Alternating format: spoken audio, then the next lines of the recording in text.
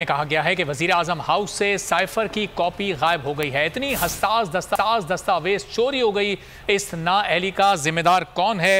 ये अहम खबर से आपको अपडेट कर रहे हैं। वफाकी काबीना के इजलास के बाद ये सामने आया कि साइफर की एक कॉपी गायब हो गई है। एलामिये में ये कहा गया है वजीर आजम हाउस से साइफर की कॉपी गायब हो गई है। इतनी हसास दस्तावेज को कैसे और किसने चोरी कर लिया और इस नाअहली का जिम्मेदार कौन है, ये सवालात अब उठाए जा रहे हैं।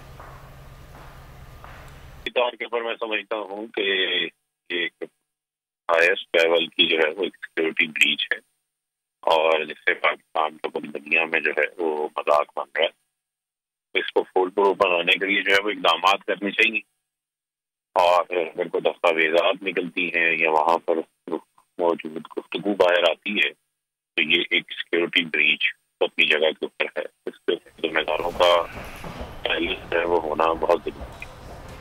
इमरान खान ने chief justice Islamabad high court Athar Minallah से किया गया वादा वफा कर दिया।